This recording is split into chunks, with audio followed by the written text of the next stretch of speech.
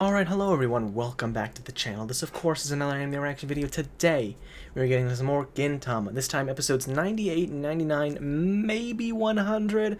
I might do that in a separate video, but mostly because I have 3 more episodes before the 101 to 105 arc, which is 5 episodes, and so I don't know if I'm just going to record these 2 by themselves and then 100 separately, or all in one video, and then at some point I'll have to make sure I get 101 through 105 in one video, because I want to try and do that. But then, on top of that, there's a lot of videos that need to be, or episodes, rather, that need to be, they're recommended to be together in a row, because 98 and 99 are recommended together, then 101 to 105, and then 107 and 108, and then after that it's kind of a break until 115 to 118, which is like 4 episodes. It's sort of a weird situation, but you'll know, and we'll see. I don't know if I have enough time to record 3 episodes, but I'll see what I can do. If I have to record 100 on a separate day, but still include it in this video, that's fine. I'll get over it, you know. It shouldn't be that much more difficult in the editing process. But with that being said, as always, links down in the description below will take you to the full-length uncut reaction, so go ahead and watch the reaction on one of those links, and come back to YouTube for the discussion. Without further ado, let's get into episode 98 of Gintama. Can't believe we're so close to the 100 episode mark. This is crazy. God damn it, that was a really good episode. Gintama not only has like some of the best execution when it comes to great comedy, but it also just has the perfect premises, or premises. It has the greatest ideas for setups for comedy, and then it has just the perfect execution. I love that about this show so much. A fucking gaming competition. First of all, the setup to the actual main plot, so to speak, of these 2 episodes. Getting in line, waiting for a midnight release for something. First of all, for all the times that Shinpachi plays the straight man in a lot of the jokes with Gintoki's bullshit or whatever, I'm surprised Shinpachi went along with this one. And his acting was not too bad. But anyway, main thing, first of all, a gaming competition between the Shinsengumi and Yorozuya, including Katsura, it's just genius. I don't know what made Sorachi choose this, but it's goddamn genius. And the fact that the game they're playing is a fucking dating sim, and Katsura's dressed up as Mario, is just like icing on the cake, honestly. Okay, yeah, no, I was misreading things. It's definitely just where you play as a main character, and your objective is to make the main girl in the series fall in love with your character. For some reason, I thought it was gonna be you play as the main heroine, that the girl is the one you're playing as, and you had to make her fall. And I thought it was gonna be this subversion where it's like, it's not really dating sim, it's where you're trying to make this girl's life not suck, but your goal of this competition is to make it suck. I don't know. It's a weird thing. Man, I'm really excited to see what happens next episode, because honestly, it's sort of weird. I don't know how to describe it, but like, Gintoki might have been alright going through it. He hasn't ever played it before, granted, but he's somehow he's strangely charismatic. He might have figured it out if Kondo didn't use his like thousands of hours in dating sim experience to beat him to it. Katsura's an idiot, but he is done all right with women. There was Ikumatsu. That was a great time, seeing those 2 interact together. And then there was that one reporter that was doing a report on his group, where he insisted that his name not be censored, his face not be censored, his voice not be censored, because he's a fucking idiot. But either way, before I get into the next episode, in case you don't watch the Daily Lives of High School Boys reactions, I have to ask a question now, because I feel like I'm going insane. But the opening for Daily Lives of High School Boys and the 3rd opening of Gintama, they sound very similar in my opinion, but they're not by the same band. But they sound similar, right? Hold on, let me play for you a segment from each, and you tell me what you think. かなで Okay.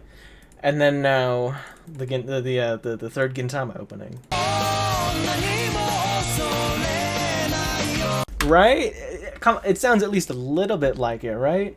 And you know, honestly, it might be on purpose because they share a lot of voice actors with Gintama. Daily Lives of High School Boys does, and also, what the fuck? All right, I'll look that in a second. But also, if I'm not mistaken, 'cause I believe this was mentioned in the comments, they were animated by the same group of people. They were both animated by Sunrise. Sunrise, that's right. Sunrise, which what did they make that I know of? That I've also watched. Code Geass, Cowboy Bebop. Yeah, that's right. Yes, I've watched some of the stuff that they've animated, so either way, cool shit. Apparently they also do a lot of Gundam stuff, so that's why there's the Gundam reference at the beginning of Daily Lives of High School Boys. But either way, I'm super excited to get to the next episode of Gintama, so I'm going to do that right now. Episode 99 of Gintama. Not the conclusion I was expecting. I was expecting someone to win, but honestly, this conclusion is a lot more fitting for Gintama as a series. First of all, I'm very glad that they decided to not go with that route of Kondo and Shinpachi managing to win in like the 11th hour or whatever, when they're about to lose, when they basically had lost, but then just pulling out some bullshit. First of all, because I'm glad, because it kind of had a message where it's like, don't give up no matter what, but then it's just like, yeah, but they did lose. They still lost anyway, because they had already lost. You know, in Shinpachi's case, first of all, you can't do that. You can't do that. That's fucking insane that he was able to do that. But second of all, yeah, it would make sense. Even though he broke it open, that wouldn't mean he won. It would just mean that they share it equally, but even still, more vomit's coming out on his side, so he would still end up losing. And also, I kind of really do want that game Kondo is playing, the dating sim, to be real. Because of how ridiculous it is, it just seems like it would be really entertaining. And if not, it was just like, if it wasn't a developer team that was taking this seriously and just added in a bunch of this like extra shit, like, instead of if you don't like pick the proper options or whatever, instead of going on a first date, you go on a date with their mom to get scammed, or you can choose the mom over the daughter, or like you can fucking get killed randomly if you pick the wrong choice. I still don't get that, because there's two options: either help and then be completely immobile for 30 minutes, or die and have to restart. Either way, there's only one option. You know, choices matter type games, you know? That's ridiculous on its own. But just the fact that Kondo even had the option to start poking her nipples at random, because that makes me think of things like Fallout New Vegas, where in Fallout New Vegas you can basically kill any NPC you ever want to.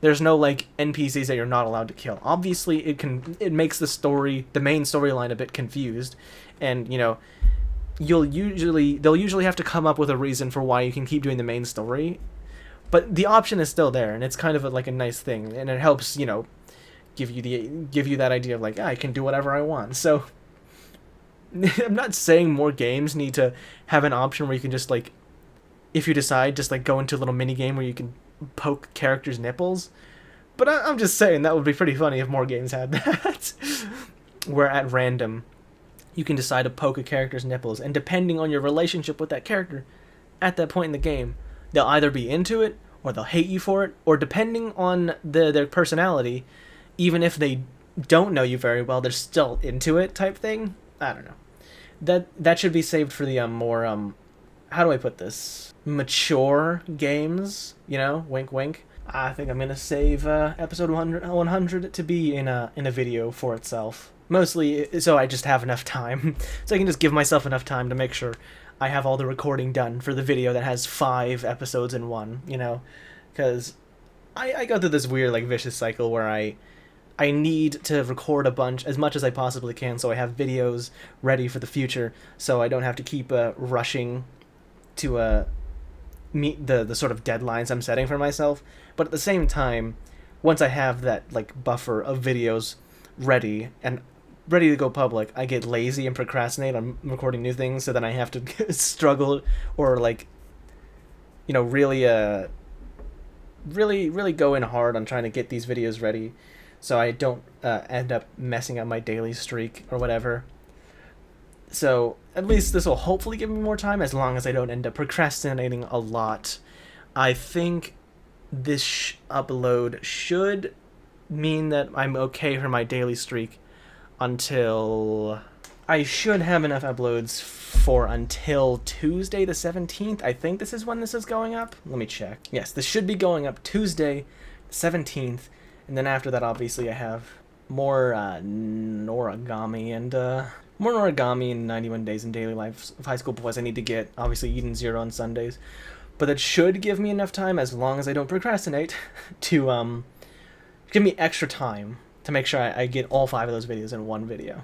Or, sorry, episodes in one video. But either way, you probably don't care. You probably didn't even watch this far. But if you did watch this far and you enjoyed this video, make sure to hit that like button, subscribe, and hit the notification bell so you don't miss a single upload in the future. Thank you for watching. Peace.